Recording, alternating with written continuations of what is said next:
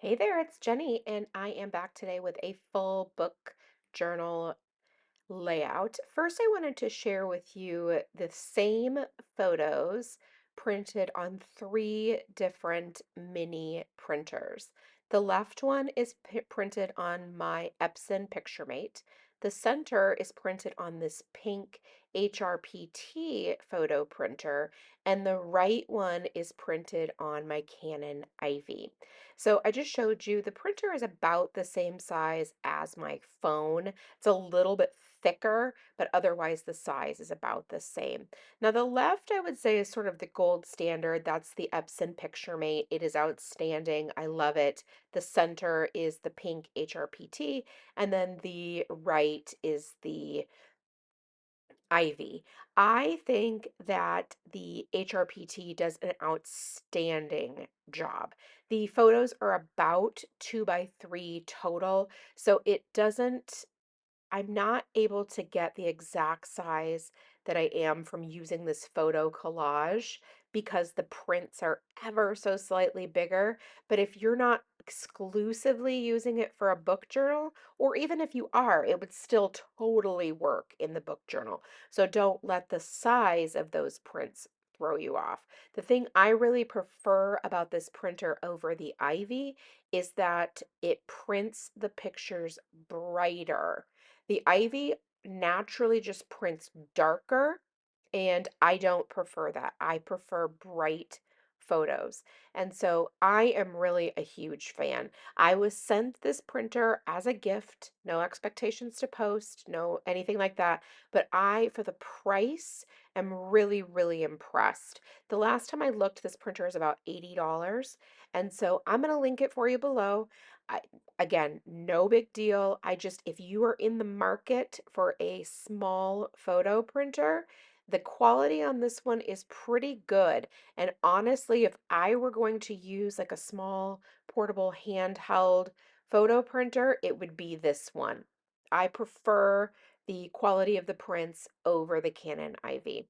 With that said, the printer itself is slightly larger than the Canon Ivy, but it's nothing that is it's really kind of a negligible difference, to be perfectly honest.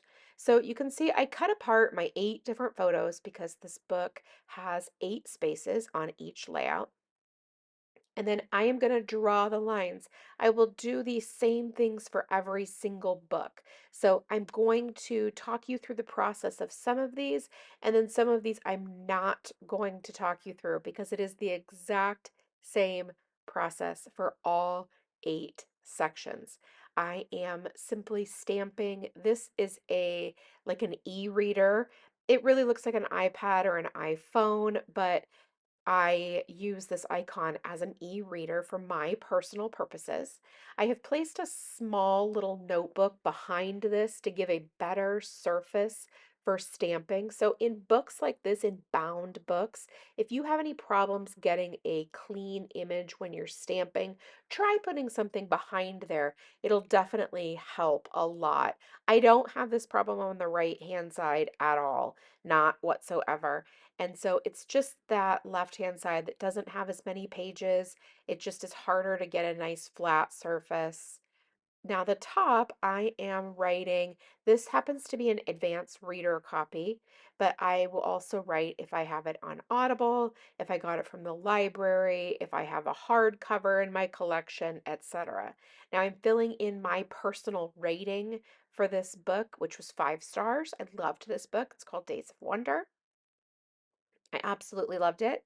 I like this particular stamp that I use because it gives me room for partial star ratings. So for example, if I wanted to give it 4.5, there's plenty of room for me to give it a half versus a smaller stamp that I really couldn't get that partial star. And the partial star is very important to my personal rating system, which is not based on technical aspects. It's just on my overall feeling and overall enjoyment of the book. Okay, so I will again, I'm going to draw my lines. There is just one across, one down, and then another one at the top where I can put those notes.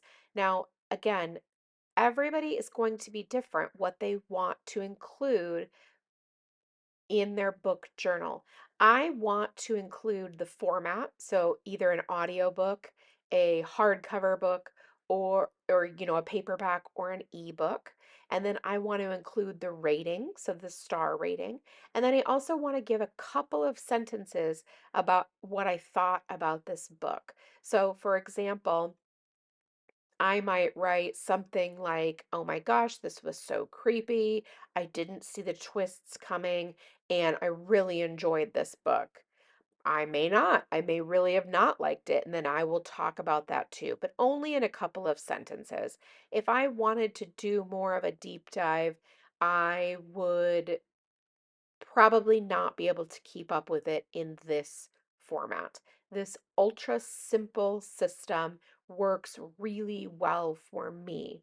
Now, again, to you, you might be thinking, oh my gosh, this is not ultra simple. For me, this is ultra simple. I am printing out photos, something I do multiple times a week. I'm drawing 3 lines. I am stamping 4 stamps, and then I'm writing some things. It is very, very simple and very easy for me to do. But I am an experienced stamper, paper crafter, journaler, and so that is why this is a very simple setup. I also very much enjoy the process of documenting these books in this way, this bite-size format. It's to have recollection of the books that I read in an analog format that is bite size. So I can at a glance see what book I read, how I read it, and what I thought of it. Period. It's not meant to be any deeper than that. This is exactly what I wanted this book journal to be, and I'm thrilled that I'm able to do this. I'm just using Papermate flares to color in the boxes. I have about a gazillion different pens and markers that I could use. I just simply chose these because they have a lot of colors. I wanted to use a rainbow layout, and the point of this pen works great for coloring in this size box. It's just my personal preference. I enjoy it very much, but it works really well for me. That is also why I use thoughts on this book because it's not my review. It's not any of that. It is just a couple of sentences of thoughts on this book. And so, again, that is why it's so important to me, or why I really like using this one particular stamp, because I'm not looking to give a review in this amount of space. I might want to have a lot bigger of a space, and then in that case, I probably couldn't keep up. So hopefully that makes sense to you. That is exactly why I do it in this particular way. So I have the format that I read the book. I have notes, which is where I put, like, basically where I sourced the book from. I have my rating, and then I have my thoughts on this book. Now you can see right there, obviously sometimes it's just very difficult to get the stamp if I don't have the back placed correctly, or if I'm not paying fully attention, which happens to me a lot, where I get distracted by something or my mind starts to wander. And so then I'm not giving firm, even pressure throughout the entire stamp. That is not the stamp's fault. That is my brain's fault for just not paying attention as well as I could or I should when I'm doing this. But again, it does not bother me. I am not bothered by a mistake with the stamping. I will fix it and I will move on. This is not meant to be perfect. It is meant to be enjoyable, and then having this book of titles that I consumed over a period of time. I am using a Sharpie pen. This is not a marker.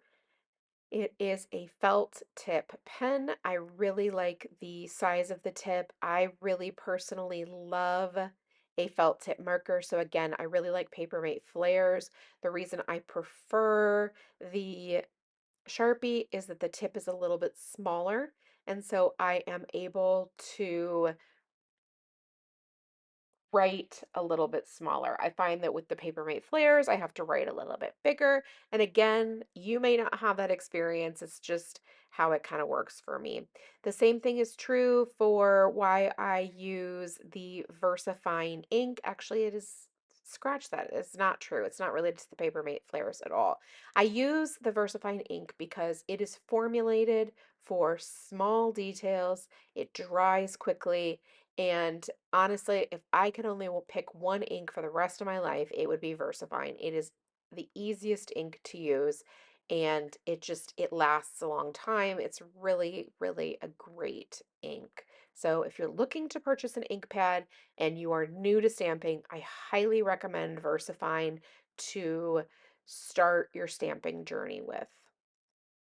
You'll have to forgive my lens and my camera. It's just searching for something to focus on, so it takes a second, and I can't explain it. I shoot with a DSLR camera, and so it does what it wants to do, and I don't completely understand why that is, but that's how it works. So that's what I've got to deal with. Now, Listen for the Lie, if you read that book, I loved the book. It was great, which you're thinking, oh my gosh, you gave it 3.75 stars. Does that mean you loved it?